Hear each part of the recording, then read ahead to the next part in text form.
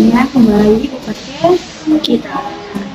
Kita dari kelompok 4, yaitu ada saya, Fadila, saya Juneni, saya Kasih.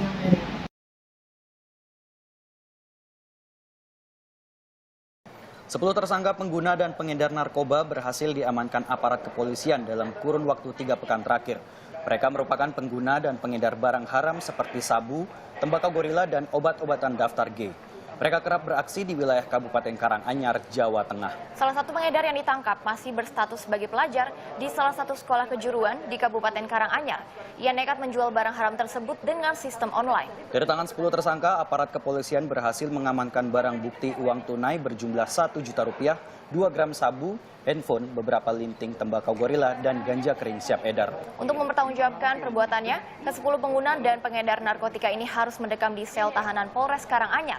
Mereka dijerat undang-undang tentang narkotika dengan ancaman hukuman maksimal 12 tahun penjara. Ini semuanya adalah pemakai dan penjual narkotika dan psikotropika. Jenisnya ada obat, kemudian ada sabu, kemudian ada tembakau gorila. Ada salah satu pacar juga? Ada, dan ada yang sifatnya online, kemudian ada yang sifatnya ada barang.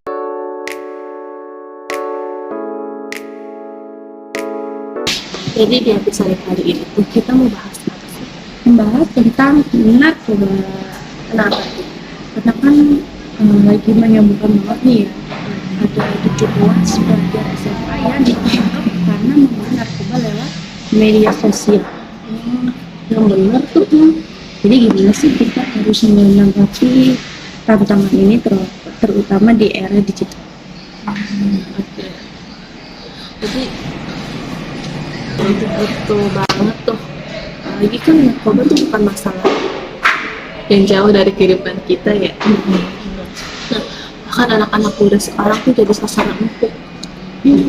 Mirisnya lagi, media sosial yang harusnya jadi tempat positif malah dimanfaatkan untuk jadi transaksi narkoba. Benar banget ya ini ya kan. Iya kan, padahal kan teknologi digital ini kan bisa menjadi kita buat edukasi kan gitu ya. Kalau kita nggak jadi awasin juga bisa bahaya kita dari itu kita. Dan itu kita bahas bagaimana sih cara narkoba bisa masuk ke kehidupan generasi muda dan cara menanggulangi itu gimana sih? Oke, sebelum kita masuk ke tentang kasus dan diskusi, aku membahas dulu nih pengertian narkoba biar kalian pada paham. Jadi pengertian itu adalah narkotika, psikotropika, dan bahan adiktif lainnya, benar. Jadi zat ini bisa mempengaruhi mental kalian, fisik kalian, dan bahkan perilaku seseorang. Oh iya, terus menurut Undang-Undang Nomor 35 Tahun 2009 itu ya, itu ada 3 golongan. Nah, itu terus ada yang sifatnya sangat adiktif, kayak heroin, sabu-sabu gitu. Nah, terus ada juga tuh yang punya manfaat medis tapi tetap berisiko tinggi kayak morfin. Nah, dan terakhir tuh ada golongan ringan tuh kayak kodein namanya ya. Jangan lupa tuh ada psikotropika kayak ekstraksi atau amfetamin. Itu juga bisa bikin kita halusinasi dan bikin perubahan drastis ke fisik kita tuh. Tapi sayangnya banyak yang nggak tahu, sadar kalau sekali coba aja efeknya tuh udah aneh banget, parah banget ya, udah susah banget dilanjutin. Pasti kita terus-terusan kayak gitu kajian gitu. Terus ini tuh bisa juga merusak kesehatan, tapi juga kebugaran fisik dan psikologis juga. Jadi bisa aja juga kalau edukasi itu bisa bikin gila gitu. Waduh, banget tuh guys. Apa gitu ya? Oh, gitu. Nah, sekarang kita masuk ke latar belakang masalahnya. Kenapa sih narkoba itu terus menjadi isu yang gak pernah selesai di Indonesia ini? Ya betul. Kalau kamu ya, aku tuh ada 2 faktor. Yang pertama pasti eksternal dan internal. Aku bahas dulu yang internalnya. Kalau misalnya internal itu biasanya anak-anak muda ya, karena rasa ingin tahu. Dia tuh penasaran, Kayak pengen coba sih aja. dia. Stres, depresi. Nah, itu untuk faktor internal. Oh, iya, oke. Kalau misalnya eksternal itu negara pengaruh lingkungan, Bisa jadi pengaruh itu. lingkungan teman-teman. Makanya kalau misalnya berteman tuh kita harus pilih-pilih. Betul banget ya. Lagi siapa kita yang suka itu kan dikit-dikit mau ditemenin, iya, udah coba gitu. Betul. Apalagi kan Ronaldo sekarang udah aktif pencarian identitas ya. Jadi kayak kayaknya ditambah lagi tuh sekarang teknologi bakal jadi gampang jadi aktif buat masuk ke narkoba. Jadi pak buat beli narkoba bisa. Bayangin mereka bisa beli narkoba cuma lihat media sosial. Terus udah gampang banget bahaya. Kayak kasus baru ini terjadi. Iya. Nah iya tuh, apalagi kasus 17 pelajar yang membeli tembakau sintesis di sosial media. Itu kita bikin sadar bahwa pengawasan di kita tuh masih lemah banget gitu ya. Banget sih. Padahal kan media sosial itu harusnya jadi tempat edukasi ya. Ini malah menjadi kayak pasar gelap gitu loh. Terus ya ini tuh nggak cuma masalah pemerintah doang, tapi ini juga harus dari kesadaran masyarakatnya sendiri. Betul banget. Terus orang tua tuh juga harus mulai sadar bahwa media sosial tuh nggak cuma buat hiburan aja, tapi itu juga jadi tempat di mana bahaya tuh mengintai. Ya. Tapi tahu nggak sih guys, yang bikin sedih tuh ternyata korban-korban memakai narkoba tuh rata-rata dari anak keluarga yang kurang harmonis. Jadi mereka tuh nggak ada beberapa orang tua yang bisa, kamu jangan gini gitu. Kasian juga ya. Kayak ada arahan. Jadi bukan cuma soal dirikan keluarga sih, tapi kalau dari diri sendiri sih, cara menggunakan teknologi gimana gitu. Gitu sih guys. Oke, sekarang kita bahas yuk lebih dalam lagi.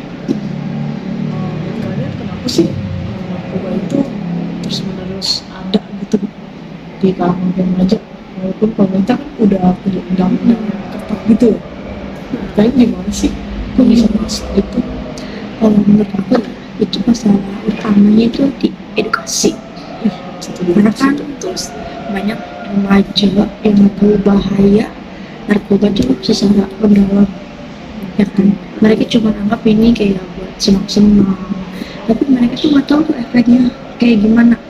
Dalamnya tuh paling kan buat merusak masa depan. Tuh, setuju nggak sih gitu ya? Setuju banget. Terus ya, selain itu pengawasan di media sosial tuh masih ini. Iya. Kalian tuh masih bisa palsuin umur kalian gitu loh. Iya. Kalian di bawah umur, jadi di atas umur gitu ya. Gak bisa. Ya.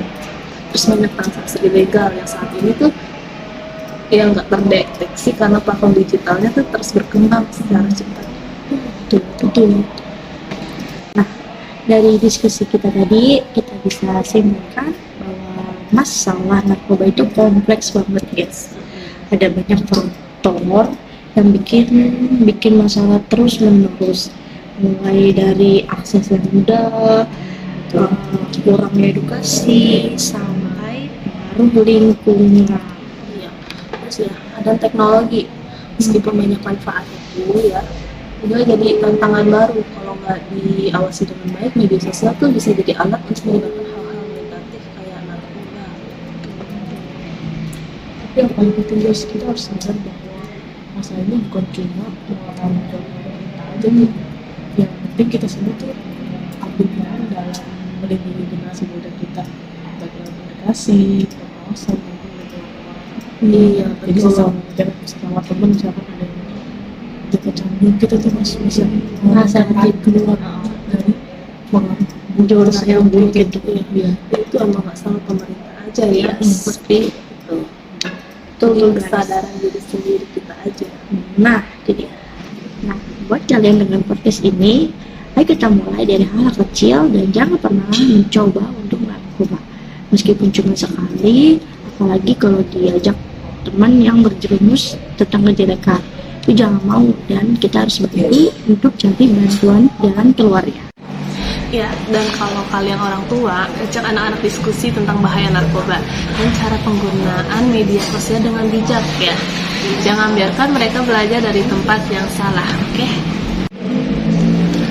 Dan yang terakhir, kita semua harus dukung kebijakan pemerintah yang tegas dan edukasi yang masif.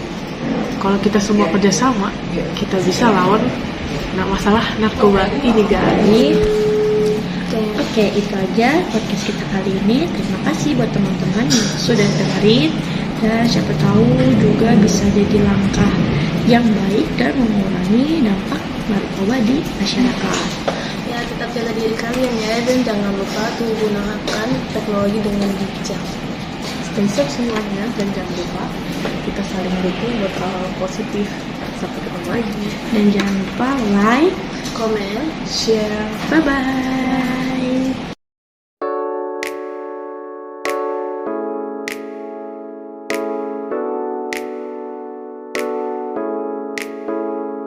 Obat yang terlarang sering disalahgunakan oleh sebagian masyarakat secara ilegal. Bahkan jenis tramadol termasuk narkoba jenis psikotropika. Penggunaan tramadol secara ilegal nyatanya bisa membuat kecanduan.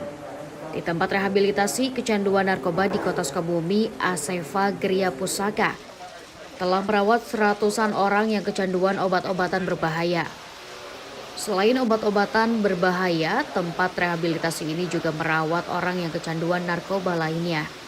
Dari jumlah 100 orang yang menjalani rehabilitasi di Aseva Kota Sukabumi didominasi oleh kasus obat-obatan terlarang seperti tramadol dan juga heximer. Yang paling banyak, 70% pengguna obat-obatan terlarang dan 30% narkoba. Aseva Gria Pusaka merupakan pusat rehabilitasi narkoba swasta. Di sini ada 2 program yang terus dilakukan bagi para pecandu narkoba, yakni rehabilitasi medis dan rehabilitasi sosial. Adanya pusat rehabilitasi ini sebagai wujud kepedulian untuk menyelamatkan generasi bangsa dari ketergantungan narkoba.